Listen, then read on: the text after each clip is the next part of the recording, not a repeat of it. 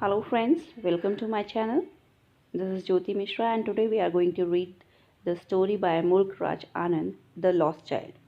This is a story about a child who goes to a fair and he is excited and he wants everything he sees, he likes, and but his parents don't buy them for him.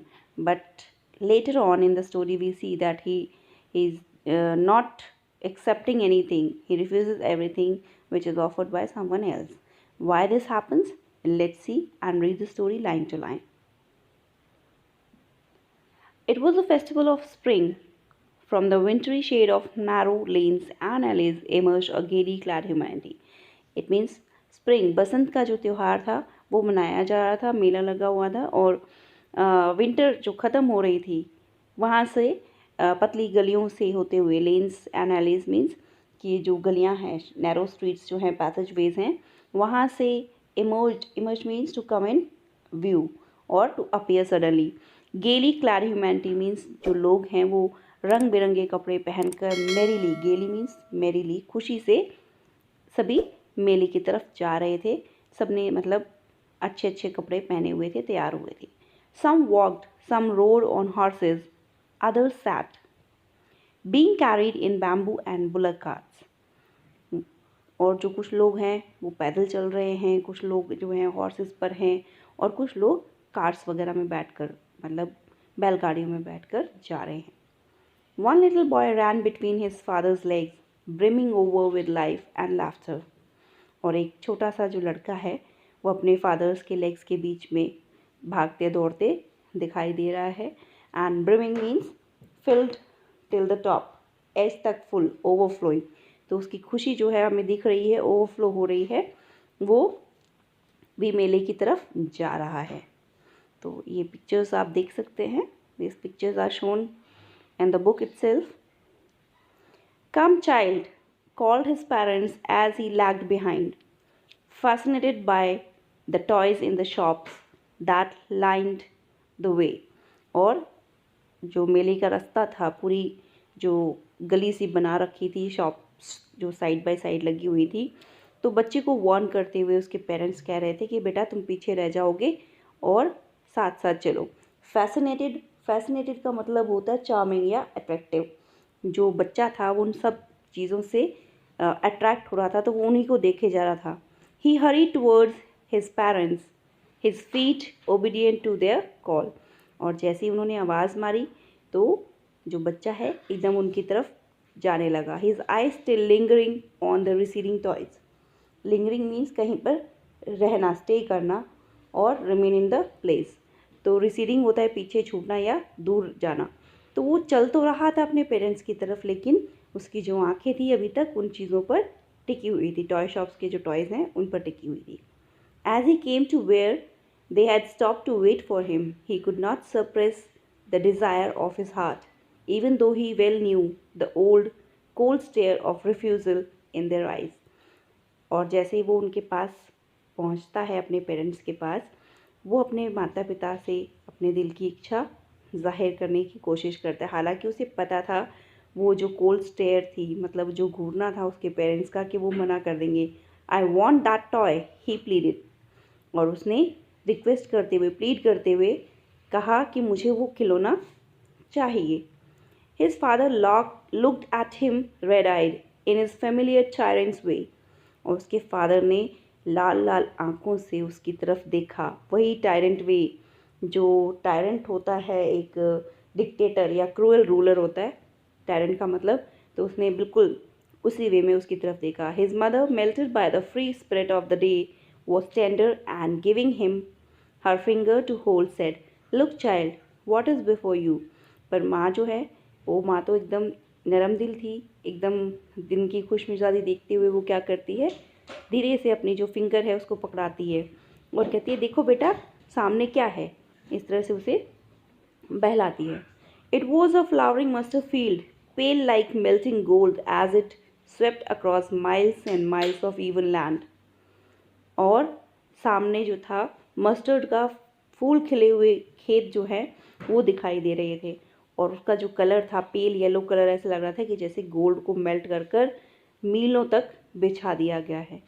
A group of dragonflies were bustling about on their gaudy purple wings, intercepting the flight of a lone black bee or butterfly in search of sweetness from the flowers।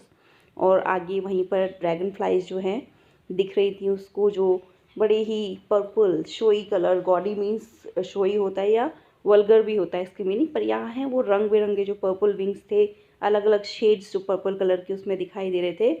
Intercepting का meaning होता है stop करना या divert करना। किसकी? Black B और butterfly की flights को बीच में वो इंटरसेप्ट कर रही थी या रोक रही थी, उनके बीच से गुजर रही थी, जो कि फ्लावर्स की स्वीटनेस से उनसे उनका पराग ले रही थी। The child followed them in the air with his gaze. और जो बच्चा है वो भी उनके पीछे पीछे उनको देखते हुए आगे आगे बढ़ रहा था उनके पीछे। Till one of them would still its wings and rest and he would try to catch it. और जैसे ही कोई कहीं रेस्ट करने के लिए बैठी तो वो उसे पकड़ने की कोशिश कर रहा था बच्चा उन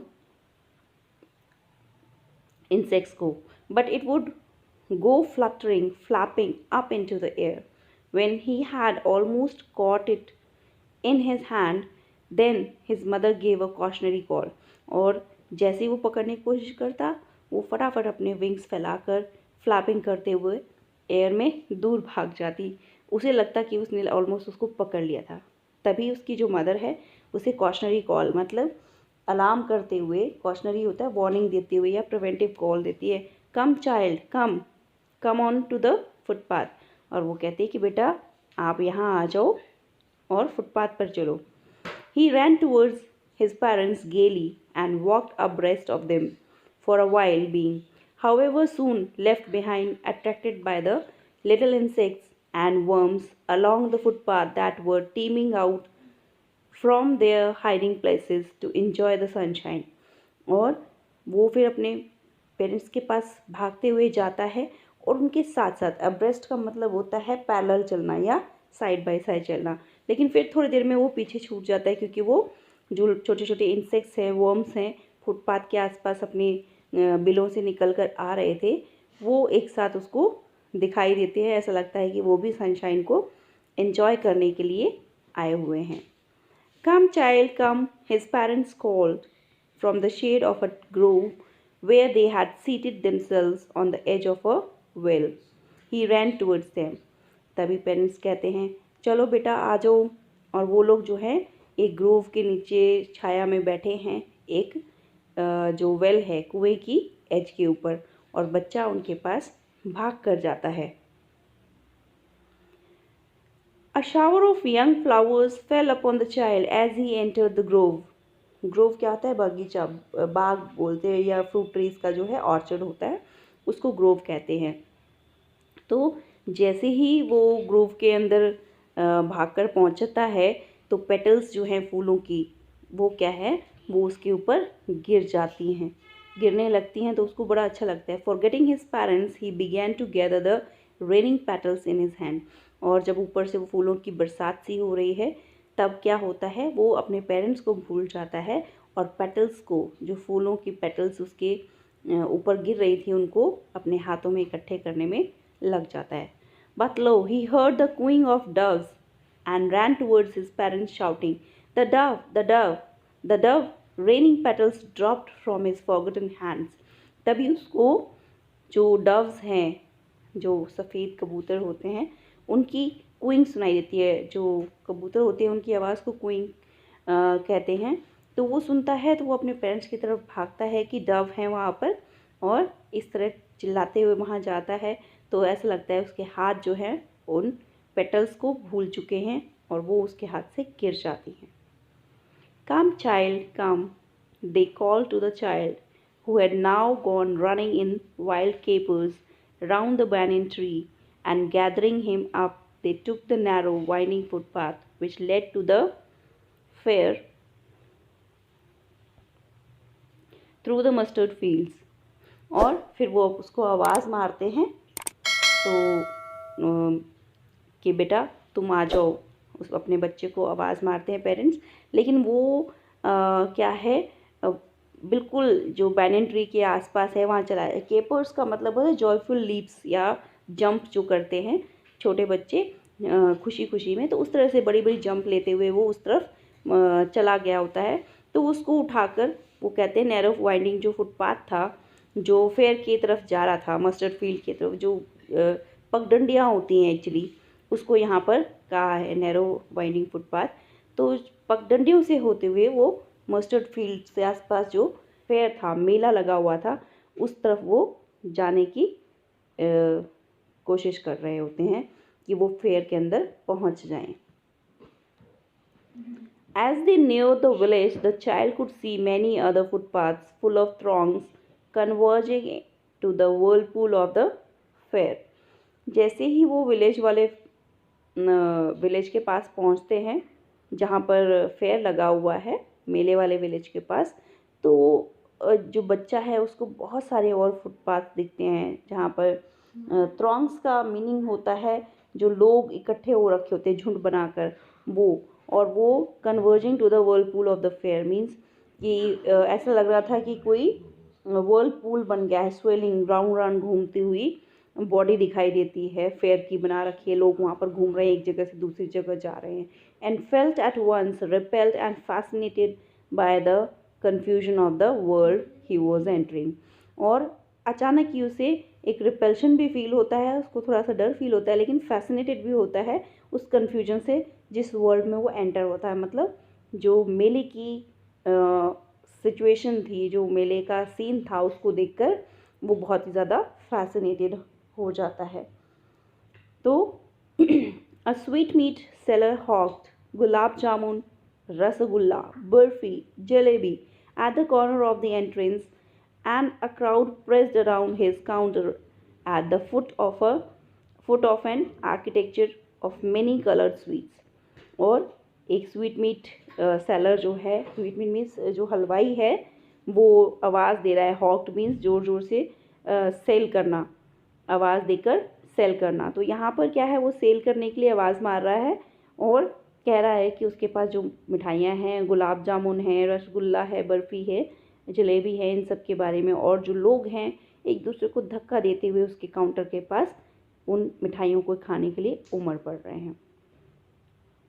decorated with leaves of gold and silver, और जो लीव्स गोल्ड और सिल्वर की जो लीव्स हैं, अब यहाँ पर लीव्स जो हैं जिसको हम वर्क बोलते हैं, जो चांदी और सोने का वर्क मिठाइयों पे लगता है, उससे सजी हुई मिठाइयाँ वहाँ लगी हुई हैं। The child stared open eyed and his mouth watered for barfi that was his favourite sweet. I want that barfi, he slowly murmured. और बच्चा जो है बेचारा आंखें खुली की खुली, मुंह में उसके पानी आ जाता है बर्फ़ी के लिए, बर्फ़ी के नाम से जो उसकी फेवरेट स्वीट थी, और वो धीरे से बोलता है मुझे वो बर्फ़ी चाहिए।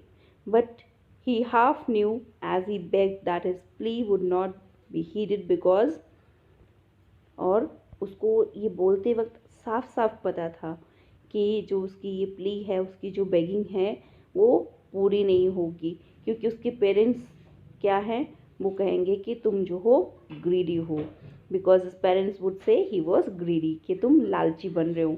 So without waiting for an answer he moved on, इसलिए उसने जवाब नहीं सुन के, उसके वेट नहीं किया जवाब का, और वो आगे बढ़ गया। A flower seller hawked a garland of gulmohar, a garland of gulmohar. The child seemed irresistibly drawn. और एक फूल वाला वहाँ पर ज़ोर ज़ोर से आवाज़ मार रहा था, एक गुलमोहर की जो हार है वो ले लो, माला ले लो, और जो बच्चा है उसकी तरफ बुरी तरह से अट्रैक्ट हो रहा था। He went towards the basket where the flowers lay heaped and half murmured, I want that garland. But he well knew his parents would refuse to buy him those flowers because they would say that they were cheap.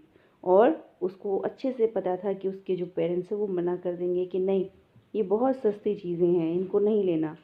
So without waiting for an answer he moved on, फिर से वो बिना जवाब सुने आगे बढ़ जाता है।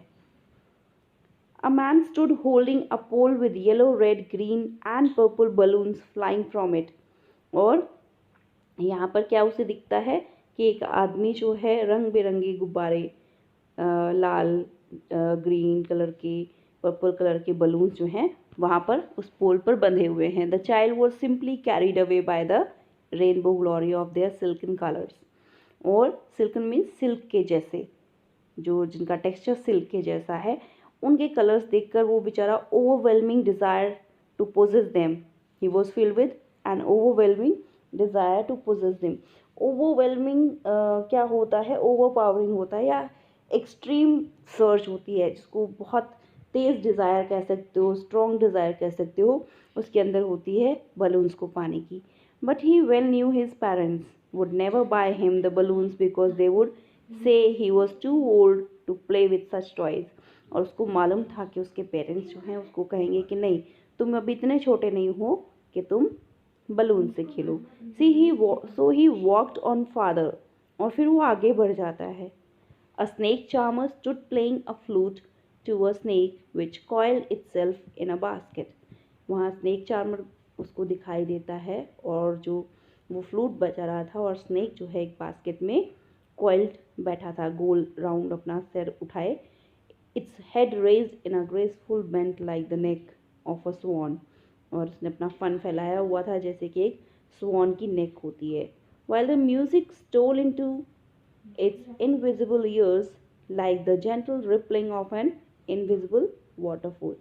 और जैसे कि रिपलिंग का मीनिंग, रिपलिंग होता है वेव्स फॉर्म होना, ठीक है, तो वेविंग या ऑसिलेटिंग मोशन है. तो उसी तरह से ऐसे जो म्यूज़िक है जो उसके इनविजिबल, इनविजिबल इसलिए कि आप स्नेक के जो ईयर्स हैं वो आपको दिखाई नहीं देते हैं, तो ऐसा लग रहा था कि जो म्यूज़िक है उसके अंदर सीप हो रहा था इनविजिबल ईयर्स में, और वो रिपल्स की तरह क्या है वो, या वाटरफॉल की तरह मूव कर रहा था. The child went towards the snake charmer. और वो स्नेक चार्मर की तरफ जाता है आगे. But knowing his parents had forbidden him to hear such coarse music as the snake charmer played, he proceeded farther. और क्योंकि उसको पता था कि उसके पेरेंट्स ने उसको मना किया है कि वो इस तरह का गलत म्यूज़िक ना सुने. तो फॉरबिडन का मतलब होता है जिसको मना किया गया हो या रिस्ट्रिक्शन की हो. तो ये फॉरबिडन म्यूज़िक नहीं सुनना है, इसलिए वो आगे फिर से बढ़ जाता है. There was a roundabout in full swing. Men, women, and children, carried away in a whirling motion, shrieked and cried with dizzy laughter. The child watched them intently, and then he made a bold request. I want to go on the roundabout, please, father, mother. और round about को देखकर, वो झूला देखकर उसको जो बच्चे हैं, विमेन हैं, मैन हैं, वो सब वहाँ पर उस व्हीलिंग मोशन, व्हीलिंग का मतलब होता है जो गोल गोल घूम रहा हो. तो उस व्हीलिंग मोशन से क्या है कि बच्चे को फील होता है, वो सारे जो बच्चे उस पर बैठे हैं, लोग बैठे हैं, वो जो तेज़ श्रीक्स हैं, श्रीक्स मीन एक श्रिल क्राई होती है. डिजी लाफ्टर, डिजी मीन्स होता है जब आप हंसते हो लेकिन उसमें आपको क्या है, ऐसा फील होता है ऐसे राउंड अबाउट वगैरह पे बैठने के बाद जैसे कि आपको कंट्रोल नहीं हो रहा है या चक्कर आ रहा है, तो फिर भी उसमें वो हंस रहे हैं, चीख रहे हैं, चिल्ला रहे हैं. तो इस चीज़ से फैसिनेट होके बच्चा ज़ोर से कहता है कि नहीं, मुझे इस झूले पर जाना है, मुझे राउंड अबाउट पर जाना है, प्लीज़ मुझे, मम्मी पापा मुझे जाने दो इस झूले पर. अब next, there was no reply. He turn to look at his parents. अब वो इतने ज़ोर से बोला लेकिन उसे कोई जवाब नहीं मिला, और फिर उसने मुड़ कर देखा अपने पेरेंट्स की तरफ. They were not there ahead of him. वो उसके सामने नहीं थे. He turn to look on either side. उसने एक साइड से दूसरी साइड मुड़कर देखा, वो नहीं थे. They were not there. He looked behind. There was no sign of them. और फिर उसने सारी तरफ अच्छे से देखा घूम घाम के, लेकिन ना वो आगे थे ना वो पीछे थे, और वो कहीं भी दिखाई नहीं दे रहे थे. कोई साइन नहीं था उनका, कोई निशान उसको दिखाई नहीं दे रहा था. A full deep cry rose within his dry throat, and with a sudden jerk of his body he ran from where he stood, crying in real fear.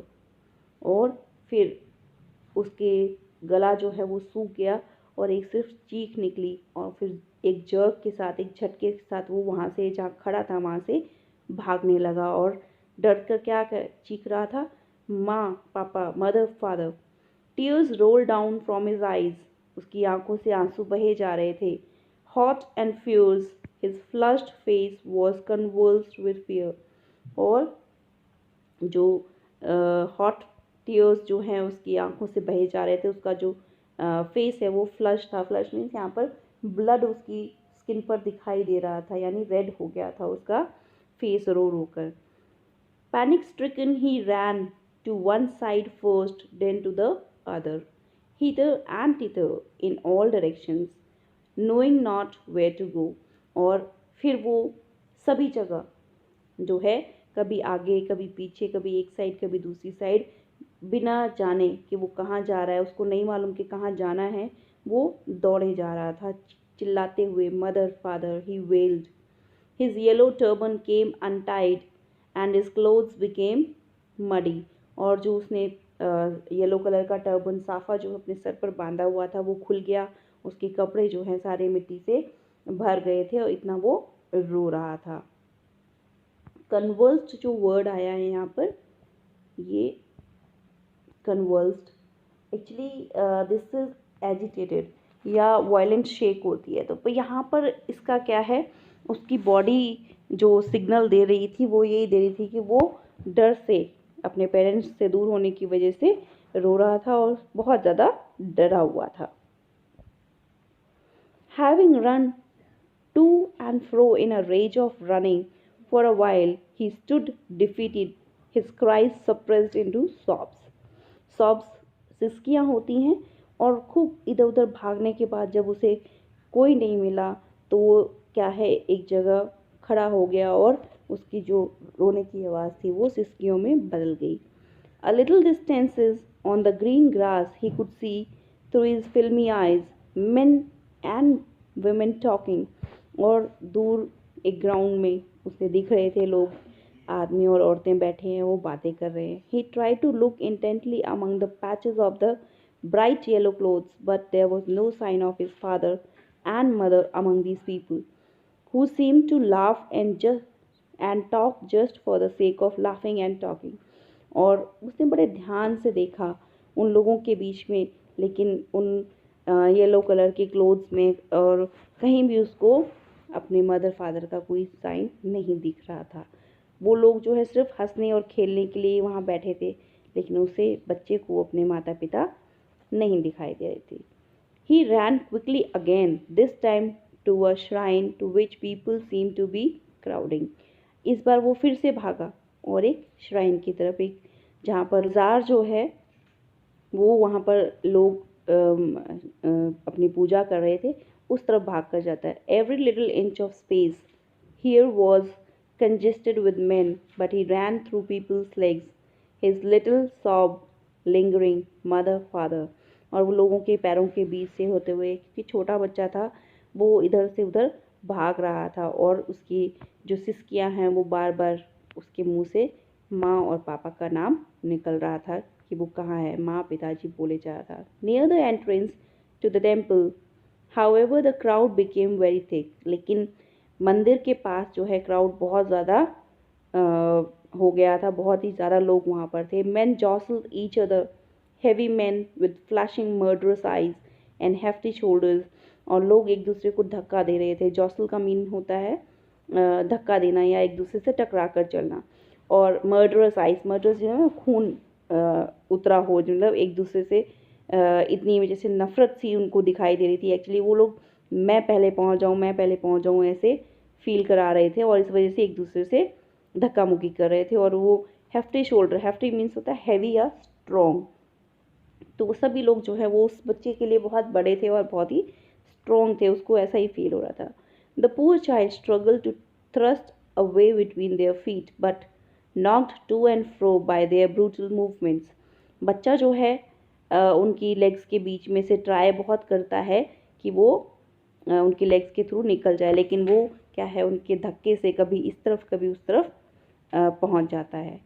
He might have been trampled under foot had he not shrieked at the highest pitch of his voice, "Father, mother!" और अगर शायद वो बहुत तेज़ नहीं चिल्लाया होता, mummy papa, तो शायद वो इनके पैरों के नीचे कुचला ही जाता।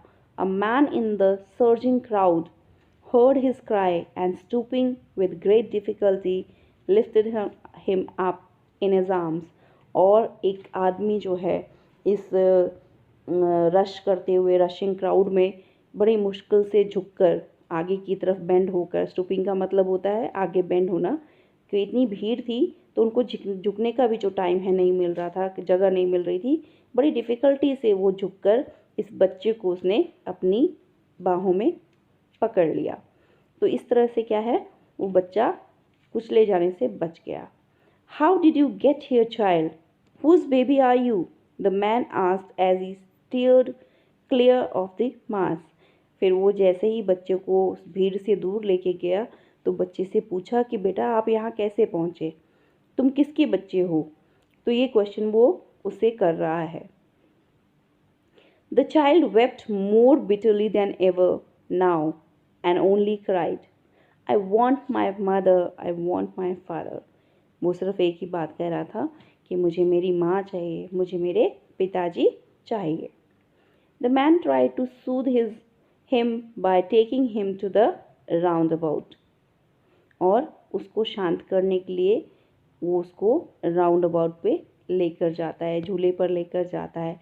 "Will you have a ride on the horse?" he gently asked as he approached the ring। The child's throat tore into a thousand shrill sobs and he only shouted, "I want my mother, I want my father." लेकिन अब जिसी round about को देखकर वो excited था, अब वो उस पर नहीं जाना चाहता। उसने क्या किया, जैसे ही उस आदमी ने पूछा कि क्या तुमको मैं हॉर्स पर राइड दिलाऊं, उसके गले से सिर्फ चीखें निकली और ज़ोर से सुबकते हुए उसने क्या कहा कि मुझे मेरी मम्मी चाहिए, मुझे मेरी माँ चाहिए, मेरे पिताजी चाहिए।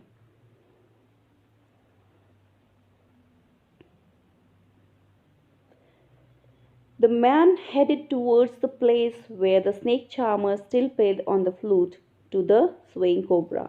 फिर उस आदमी ने क्या किया, वो स्नेक चार्मर के पास गया जहाँ पर अब तक वो फ्लूट जो है, अपनी बीन जो है वो बजा रहा था कोबरा के लिए। "Listen to that nice music child," he pleaded। उसने बच्चे से कहा कि बेटा ये म्यूज़िक सुनो, मतलब ये बीन की आवाज़ सुनो, कितनी अच्छी है। तो इस तरह से वो उसको समझाने की कोशिश कर रहा है, शांत करने की कोशिश कर रहा है। But the child shut his ears with his fingers and shouted his double pitched strain। लेकिन बच्चे ने अपनी जो ईयर्स हैं, अपने कान जो हैं, अपनी फिंगर्स से बंद कर दिए और अपनी पूरी जोर लगाकर आवाज़ में बोला, "I want my mother, I want my father", कि मुझे मेरी माँ चाहिए, मुझे मेरे पापा चाहिए। The man took him near the balloons, thinking of the bright colors of the balloons would distract the child's attention and quieten him।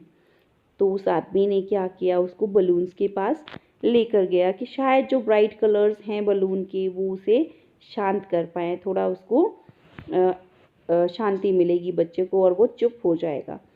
"Would you like a rainbow colored balloon?" he persuasively asked। Persuasively means उसको बहलाते हुए, मनाते हुए उसने कहा कि क्या तुम rainbow के रंग का balloon low? The child turned his eyes from the flying balloons and just sobbed। लेकिन बच्चे ने अपनी आंखें जो हैं वो बलून से दूसरी तरफ कर ली और कहा, "I want my mother, I want my father." तो उसने सिर्फ क्या कहा कि सिर्फ मुझे क्या चाहिए, मेरी माँ चाहिए और मेरे पापा मुझे चाहिए और मुझे कुछ नहीं चाहिए। The man, still trying to make the child happy, bore him to the gate where the flower seller sat. "Look, can you smell those nice flowers, child? Would you like a garland to put around your neck?" अब वो उसे कहाँ लेकर गया, फूल वाले के पास लेकर गया और उससे पूछा कि क्या तुम्हें ये जो माला है वो अच्छी लगती है, तुम पहनना चाहोगे ये माला? The child turned his nose away from the basket and iterated his sob. Reiterated mean दोबारा से उसने अपनी वही सिसकियों के साथ क्या कहा, I want my mother, I want my father. उसने अपना मुंह जो है वो नोज़ जो है उनको स्मेल करने से रोक लिया, अपने आप को दूर कर लिया उसने अपना मुंह, और कहा कि मुझे मेरी माँ चाहिए, मुझे मेरे पिताजी चाहिए. Thinking to humor and disconsolate charge by a gift of sweets, the man took him to the counter of sweet shops. और थोड़ा सा माहौल को लाइट करने के लिए, अम्यूज़ करने के लिए, उसको बहलाने के लिए, यहाँ पर मतलब है ह्यूमर, वैसे तो मजाक होता है लेकिन यहाँ इसका मीनिंग है उसको बहलाने के लिए बच्चे को. और डिसकंसोलेट का मीन्स होता है चीयरलेस या डेरी, दुखी. तो उस दुखी बच्चे को खुश करने के लिए, किसी तरह से बहलाने के लिए वो क्या है, स्वीट्स की शॉप पर लेकर गया बच्चे को. What sweets would you like child. बड़े प्यार से उसने पूछा कि बेटा तुम कौन सी मिठाई खाओगे. He asked. The child turned his face from the sweet shop and only soft. उसने बच्चे से तो बड़े प्यार से पूछा, लेकिन बच्चा जो है उसने अपना मुंह जो है वहाँ से फेर लिया. ठीक है, अपना फेस जो है वहाँ से फेर लिया, मतलब स्वीट की शॉप से दूर देखने लगा और सिर्फ रो रहा था, सिसकियाँ ले रहा था. I want my mother, I want my father. पूरी स्टोरी में हमने देखा कि पहले वो अपने पेरेंट्स से सब कुछ मांगता है, बार बार उनसे मांगता है चीज़ें, उसके पेरेंट्स नहीं दिलाते. लेकिन जब वो गुम हो जाता है और कोई और जो है उसे बार बार वही चीज़ें दिलाने की बात करता है, लेकिन बच्चा उन चीज़ों से दूर हो जाता है, उन चीज़ों के लिए मना कर देता है.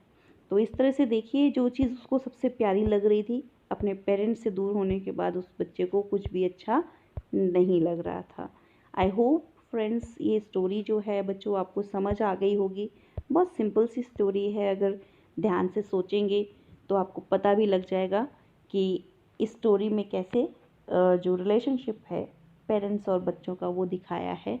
और चाहे कितने भी गुस्से वाले उसके फादर थे, लेकिन उसके फादर थे. तो after getting lost the child didn't like anything else except for his parents. He wanted only his parents, क्योंकि पेरेंट्स उसके साथ थे तभी उसके लिए सब कुछ वैल्यूएबल था. विदाउट पेरेंट्स कोई भी चीज़ उसे अच्छी नहीं लग रही थी.